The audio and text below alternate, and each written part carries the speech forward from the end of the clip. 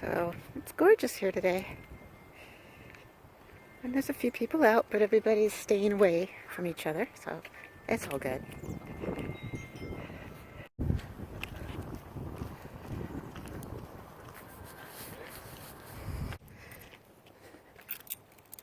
It's kind of weird walking here because you approach somebody and it's like, are they going to move off the trail or do I have to move off the trail? Because you want to keep 6 feet away from each other. So it's like, who's going to do it? Who's going to move? But luckily there aren't many people here today, so it's pretty though. It's gorgeous. I really want to start running, but I can't because my back's a little wonky today. On my last run, I ran, today's Saturday, I ran Thursday, and only 2 miles, but I don't know, my back's been a little wonky, and I don't want to hurt myself too much. I have a lower back issue that flares up every so often, and I had a really bad flare up last year around the same time, so I don't want to risk anything. So I'm just going to walk and think, well, maybe I'm too old to run now.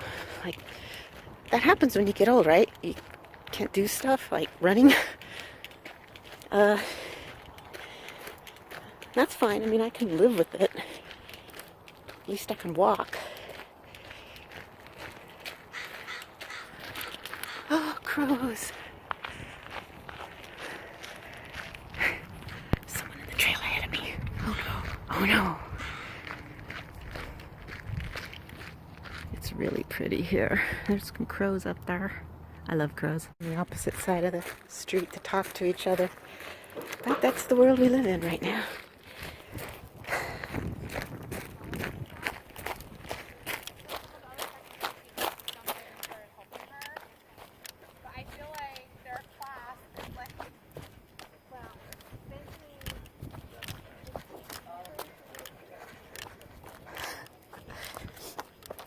So I had to make sure I went all the way to the left of the trail so I don't, I was like 6 feet apart. Whoops.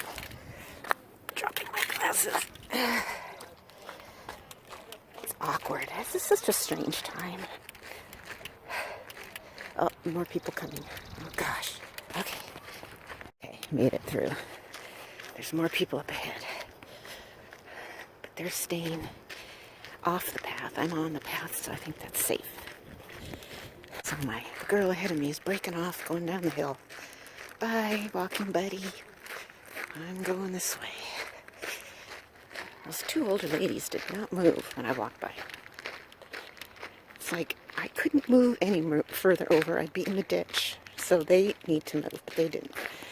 It's okay. I guess I'll just die. Fine.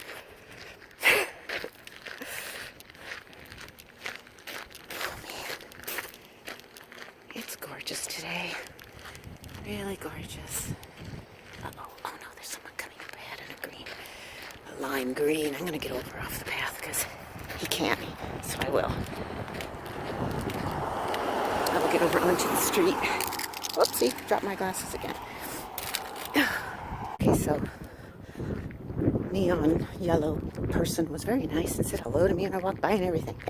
I like that. I think people really need to connect right now, even if it's just a smile on the path, We're all on the same path together.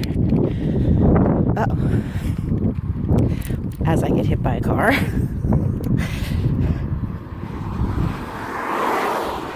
Wow, there's a lot of people coming, so I gotta stay on the road, I guess. Oh, he's crossing. Now what do I do? I can't get over anymore.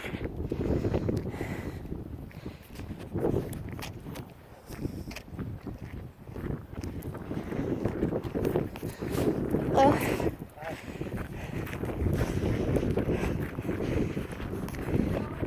Yeah, I'm that person who says hello. Playground closed. social distancing. My kids used to play in that choo-choo.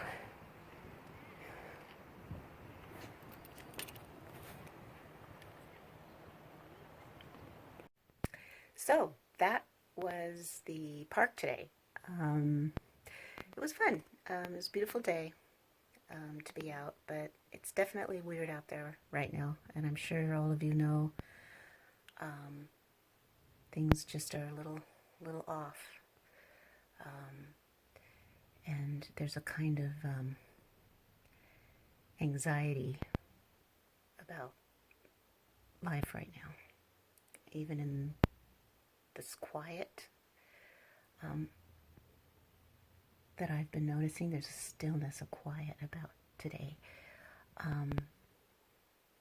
Tomorrow's Easter, and I'm a Christian, and that's a big deal. And this quiet Saturday reminds me of what Saturday, the very first Saturday before Easter, must have been like.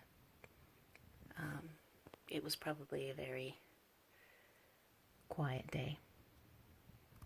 The, awful things that happened on Friday were over. The miracle and glory of Sunday that changed the world forever hadn't happened yet. So Saturday was waiting. It was quiet, and it kind of feels like that now. Whatever your faith tradition is, I don't care. I'm equal opportunity here, but that's mine, and I wanted to read something tonight, and about that, and it's written by Max Lucado, and it's about the silence of Saturday. Jesus is silent on Saturday. The women have anointed his body and placed it in Joseph's tomb. The cadaver of Christ is as mute as the stone which guards it. He spoke much on Friday. He will liberate the slaves of death on Sunday. But on Saturday, Jesus is silent. So is God. He made himself heard on Friday. He tore the curtains of the temple, opened the graves of the dead, rocked the earth, blocked the sun of the sky, and sacrificed the Son of Heaven. Earth heard much of God on Friday. Nothing on Saturday. Jesus is silent. God is silent. Saturday is silent. Easter weekend discussions tend to skip Saturday. Friday and Sunday get the press. The crucifixion and resurrection command our thoughts. But don't ignore Saturday. You have them too. Silent Saturdays. The day between the struggle and the solution, the question and the answer, the offered prayer and the answered thereof. Saturday's silence torments us. Is God angry? Did I disappoint him? God knows Jesus is in the tomb. Why doesn't he do something? Or, in your case, God knows your career is in the tank, your finances are in the pit, your marriage is in a mess. Why doesn't he act? What are you supposed to do until he does? You do what Jesus did. Lie still, stay silent, trust God. Jesus died with this conviction: you will not abandon me to the grave, nor will you let your Holy One see decay. Acts 2:27. Jesus knew God would not leave him alone in the grave. You need to know God will not leave you alone with your struggles. His silence is not his absence. Inactivity is never apathy. Saturdays have their purpose. They let us feel the full force of God's strength. Had God raised Jesus 15 minutes after the death of his son, would we have appreciated the act? Were he to solve your problems the second they appear, would you appreciate his strength? For his reasons, God inserts a Saturday between our Fridays and Sundays. If today is one for you, be patient. As one who endured the silent Saturday wrote, "Be patient, brethren, until the coming of the Lord." James 5:7. That's from Max Lucado. So, good night, and I wish you a peaceful night. I love you, and enjoy your Sunday.